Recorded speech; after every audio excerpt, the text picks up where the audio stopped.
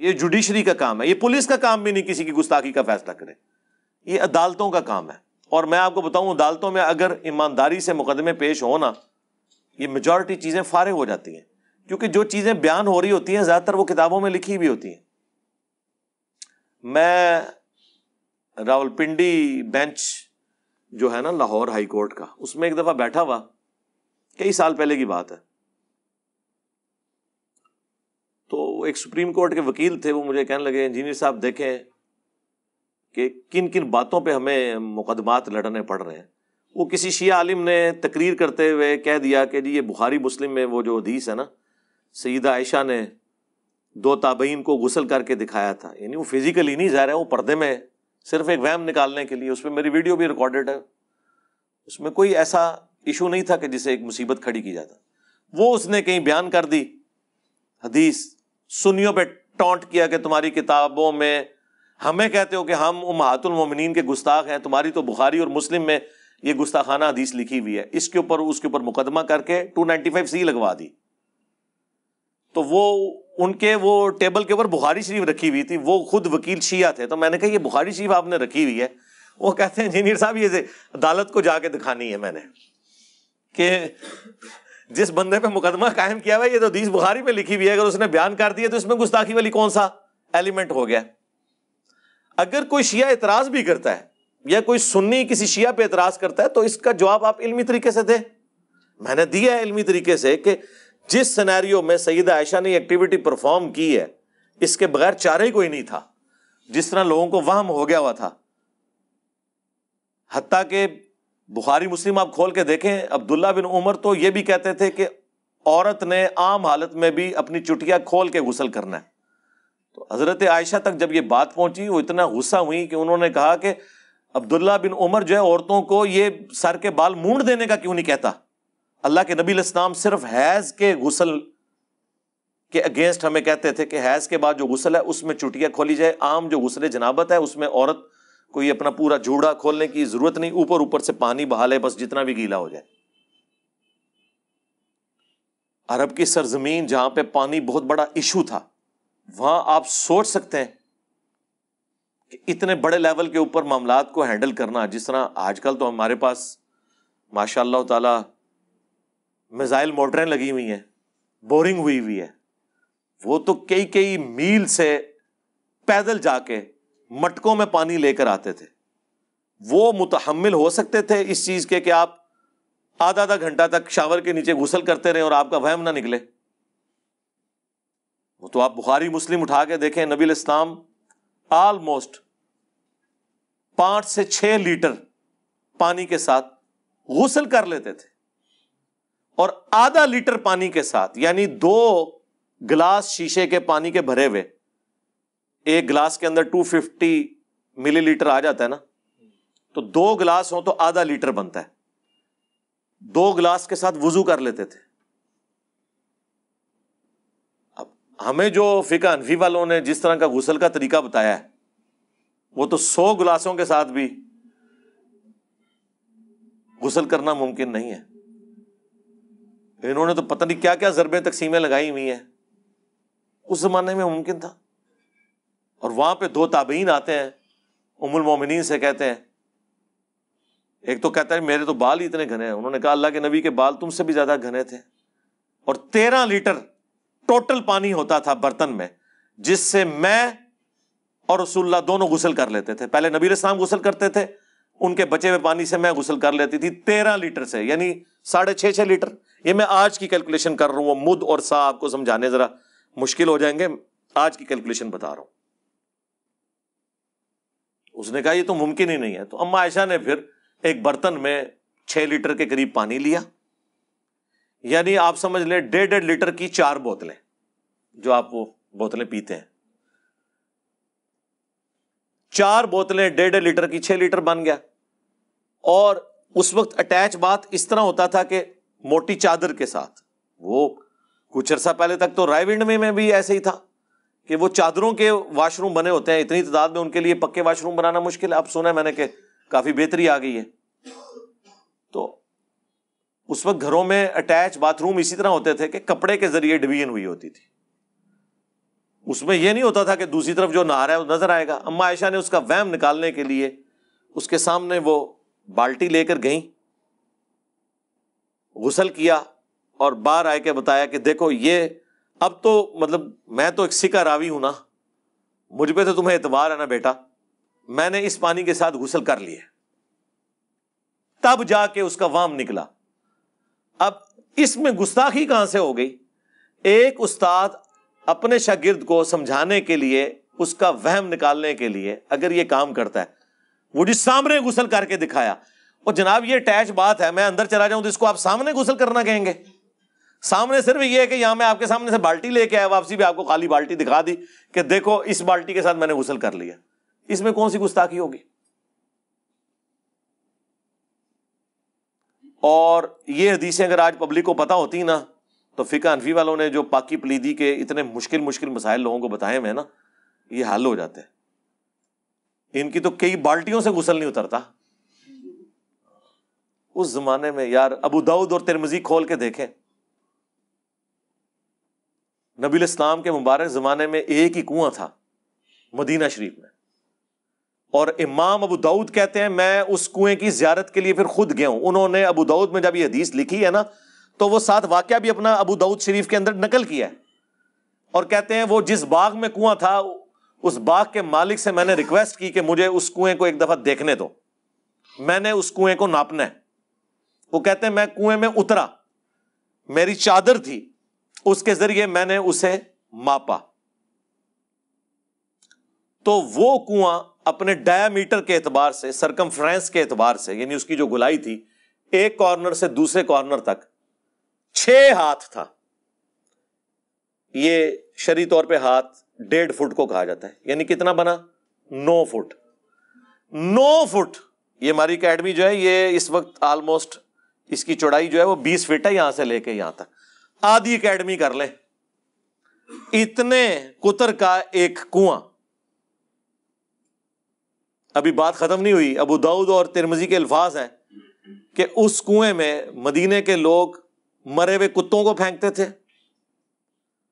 حیض و نفاس کے جو گندے کپڑے ہیں وہ بھی اس میں پھینکے جاتے تھے, اور اسی کے سائڈ سے اہل مدینہ پانی بھر کے پیتے بھی تھے اور وضو غسل کے لیے بھی استعمال کرتے تھے. اب مجھے بتائیں فقہ حنفی کے تحت تو یہ سارے کا سارا کنویں پلید تھا. کتنا کوئی سمندر جتنا تو نہیں. انہوں نے جو دہ در دہ کی ڈیفینیشن کی ہوئی ہے اس میں تو نہیں آتا.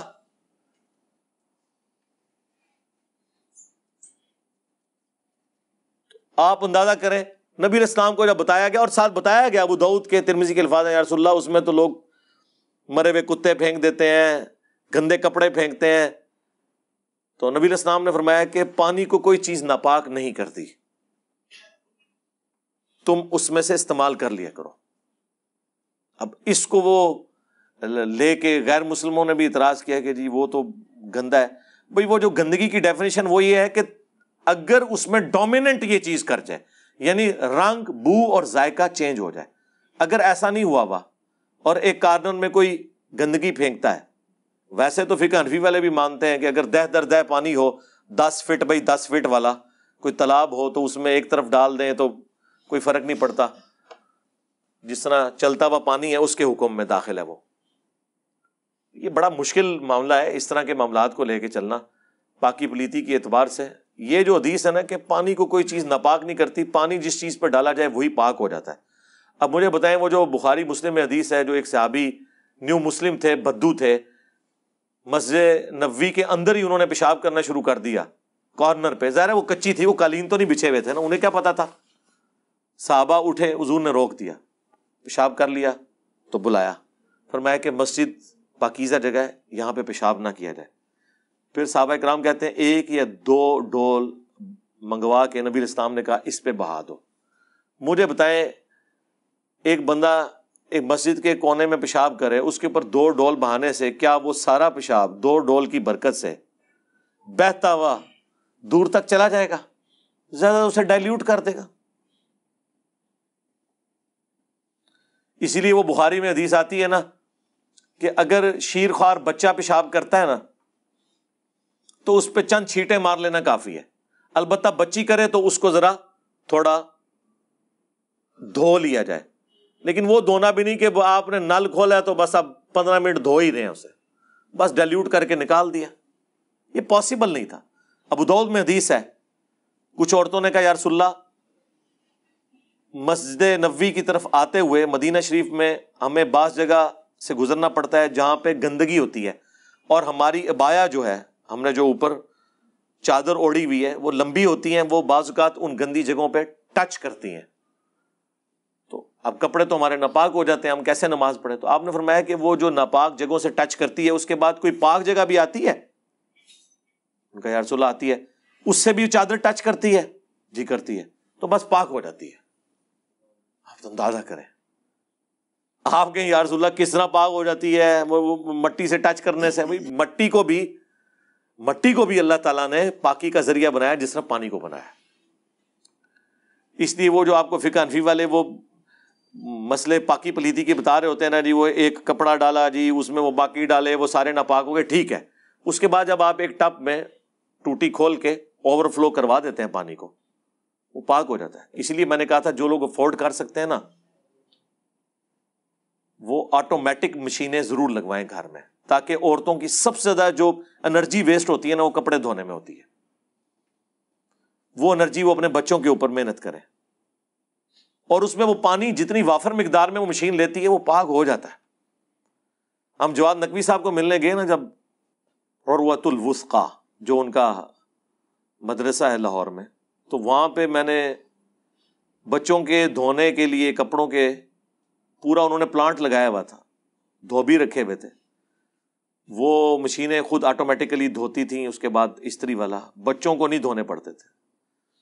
وہ کہنے لگے کہ میں جب خود مدرسے میں پڑھتا تھا ہماری سب سے مشکل ایکٹیویٹی کپڑے دھونا ہوتی تھی. آپ مدرسے میں بچوں کو دیکھیں، سردیوں میں بھی چھوٹے چھوٹے بچے بیٹھ کے اپنے وہ کپڑے دھو رہے ہوتے ہیں ٹھنڈے پانی کے ساتھ. آپ ذرا اپنے بچوں کو وہاں رکھ کے دیکھیں.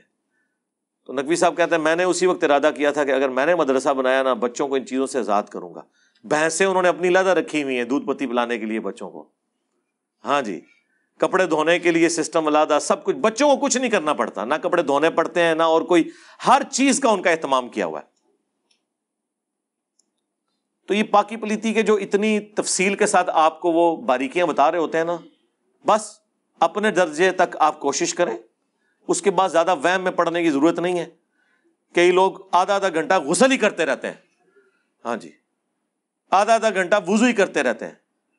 آپ بخاری مسلم اٹھا کے دیکھیں، نبی علیہ السلام نے اعضائے وضو دھونے کے لیے ایک ایک دفعہ بھی پانی لیا ہے.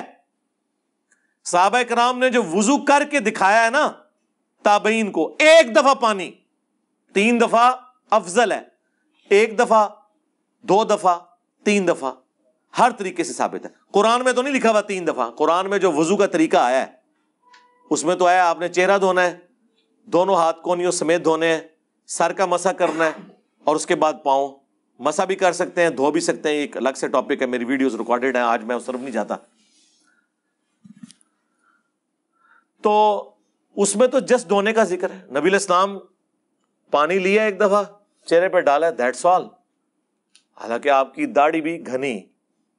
ابھی جو فقہ حنفی والے بتاتے ہیں کہ نہیں یہاں سے شروع ہو کے وہاں تک جائے، وہ تو آدھی بالٹی صرف داڑھی کے لیے چاہیے. اور میں نے لوگوں کو دیکھا ہے وضو کرتے ہوئے 15-20 دفعہ تو صرف وہ داڑھی اس کو گیلا کرنے کے لیے. نہیں بھئی، ایک بار لیا، سر کے بال جہاں سے سٹارٹ ہوتے ہیں عموماً اگر کوئی گنجا ہے تو وہ تو اس کے تو سٹارٹ ہی نہیں بیچارے گے، اور وہ یہاں تک نہیں اس کا یعنی جہاں سے ماتھے کے بال جمتے ہیں یہاں سے لے کے ٹھوڑی کے نیچے تک، ایک کان کی لو سے لے کر دوسرے کان کی لو تک، ایک دفعہ بس یوں کر کے داڑھی کا خلال کر لیا، دیٹس آل. ایک دفعہ ہی پانی لے کے یوں کر لیا اور اس کو یوں کر لیا. ہاں انگوٹھی وغیرہ یا گھڑی ہے اس کو آپ ہلا لیں اس کے نیچے سے. تو کہاں عرب ملکوں میں یار یہ پاسبل تھا؟ جب مقدار آ گئی ہے، یہ پانی کے اعتبار سے اتنا بڑا انہوں نے ہنگامہ کھڑا کیا ہوا ہے. تو اس حدیث کی طرف آ جائیں ابو داؤد اور ترمذی کی، جس میں امام ابو داؤد نے باقاعدہ اپنا وہم نکالا ہے اور اس کنویں کی چوڑائی ماپی ہے، اس کا ڈائی میٹر ماپا ہے 9 فٹ. آج کے اعتبار سے 3 میٹر بھی پورا نہیں بنتا، اور اس سے سب بھر رہے ہیں، اور اس میں گندگی بھی ڈالی جا رہی ہے. آسمان سے جو پانی بارش کی شکل میں برستا ہے، گلیوں میں کیچڑ بن جاتا ہے، وہ کیچڑ کپڑوں پہ لگ جائے، لوگ کہتے ہیں اب نماز نہیں ہو رہی، اسے دھونا ہے. جب تک آپ کو یہ یقین نہ ہو کہ یہ کیچڑ ناپاک ہے، وہ کیچڑ پاک ہے. پاک ہونے کا یقین نہیں کرنا، ناپاک ہونے کا یقین ہو. تو اللہ نے اتنی آسانی دی ہے. تو آپ مجھے بتائیں روڈ کے اوپر جو کیچڑ ہے یہ آپ کو کیسے یقین آئے گا اس اعتبار سے کہ یہ ناپاک ہے؟ کوئی دعویٰ کر سکتا ہے؟ اس نے اپنے سامنے اس کے اندر کوئی نجس چیز گرتے ہوئے دیکھی ہے؟ نہیں. تو پاک ہے. روڈز پہ کھڑا ہوا پانی پاک ہے. ایون گٹر بھی ابل رہا ہے، تیز بارش ہو رہی ہے، بارش کا پانی اس گٹر کے پانی سے بہت زیادہ ہے، اوورآل وہ پانی کو صاف کر دے گا. اگر آپ یہ کریں گے تو دریاؤں میں بھی سارے گٹر کے پانی جاتا ہے، پھر تو دریا بھی ناپاک ہو گئے. کیا کریں گے آپ؟ دریا اگر ناپاک ہے پھر تو دنیا میں کوئی جگہ پاک ہو ہی نہیں سکتی. بہتا پانی ہے لیکن اس میں گٹر کا پانی بھی شامل ہوا ہے. تو اس اعتبار سے کپڑے دھونے کے لیے آٹومیٹک واشنگ مشینیں بہت بڑی نعمت ہے. جس کے پاس پیسے ہیں نا جی، بجائے فضول کاموں میں خرچ کرنے کے اور نت نئی گاڑیاں خریدنے کے، اپنے پیسوں کو ان کاموں میں لگائیں. آٹومیٹک واشنگ مشین، میں کسی کمپنی کا نام نہیں لیتا کہ کسی کی مشہوری کروں، جو بھی آپ کو، میں نے ویسے اب تک خود نہیں لگوائی بھی. انشاءاللہ میں اللہ تعالیٰ سے توفیق مانگ رہا ہوں، ٹھیک ہے، تو میں نے لگوانی ہے، ٹھیک ہے. وہ لیکن میری بیوی ہمیشہ آڑے آتی ہے فضول خرچی ہے. میں نے کہا نہیں یہ ضرورت ہے بھائی. تو وہ جب میں قائل کرنے میں کامیاب ہو گیا. اور دوسری چیز یہ ہے کہ آپ گھر میں اپنا بور کروائیں اگر زمین میں پانی موجود ہے، تاکہ پوری زندگی کے لیے اس مصیبت سے آزاد ہو جائیں کہ جب پانی آتا ہے تو بجلی نہیں ہوتی، جب بجلی آتی ہے تو پانی نہیں ہوتا سرکاری. اپنا بور ہو تو رات کے وقت بھی آپ ٹینکی بھر سکتے ہیں اپنی. اور تیسری چیز وہ ہے کہ اپنے گھر میں سولر کا پورا سیٹ اپ لگوائیں تاکہ بجلی بھی آپ کی اپنی ہو. اس عذاب سے جان چھوٹ جائے. ایک دفعہ خرچہ کر کے 25 سال کے لیے بے فکر ہو جائیں. 2 سے 3 سال میں آپ کا وہ سارا خرچہ بھی واپس ہو جائے گا. وہ انشاءاللہ تعالیٰ اس کے اوپر تو ایگری کروا لیا انشاءاللہ. 1-2 دن میں ایک 5 KVA کا سسٹم لگوا رہا ہوں گھر میں انشاءاللہ. پھر میں ایک پبلک سیشن پورا سولر کے اوپر بھی ریکارڈ کرواؤں گا انشاءاللہ. اور لوگوں کو قائل کروں گا کہ یہ اس وقت اس نیشن کے ساتھ نیکی ہے کہ جو لوگ افورڈ کر سکتے ہیں وہ اپنا سولر سیٹ اپ لگائیں تاکہ وہ بجلی باقی غریب لوگوں کے لیے اویلیبل ہو.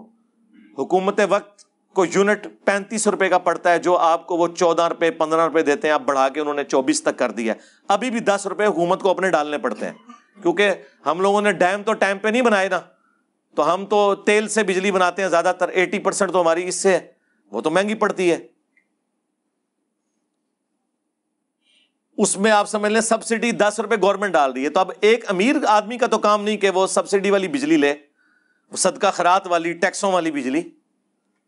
اس کو چاہیے وہ اپنا سیٹ اپ لگائے. ایٹ لیسٹ جو ڈیفینس میں رہ رہے ہیں، بیریئر ٹاؤن میں رہ رہے ہیں، سٹی ہاؤسنگ میں رہ رہے ہیں، جنہوں نے کروڑوں روپے لگایا، یار ایک 5 KVA کا سسٹم آج کی ڈیٹ میں 17 جولائی 2022 آلموسٹ 10 لاکھ روپے کا لگ جاتا ہے. سفیشینٹ ہے. تو جہاں اتنے خرچے کیے، یہ 10 لاکھ کا خرچہ کر کے، اور یار اسلام آباد میں تو 5-5 لاکھ کے بور ہو رہے ہیں. 1-1 کروڑ کی لوگوں نے گاڑیاں رکھی ہیں. 10 لاکھ روپے گھر کے اوپر لگا کے ہمیشہ کے لیے بے فکر ہو جائے. تو یہ وہ نیکیاں جو آپ کر سکتے ہیں پوری نیشن کے ساتھ. پھر وہ بجلی باقی لوگوں کے لیے اویلیبل ہوگی، بلکہ آپ کی سرپلس بجلی وابڈا آپ سے خریدے گی، آئسکو والے خریدیں گے، گورنمنٹ خریدے گی، وہ باقی لوگوں کے لیے استعمال ہوگی. جو آپ کنٹریبیوٹ کر سکتے ہیں اس حوالے سے کریں. میں یہ ایک ضمناً کبھی کیفیت طاری ہوتی ہے تو میں اس پہ بول دیتا ہوں. یہاں پہ کیفیت طاری ہوئی تھی تو میں نے تفصیلی بول دیا.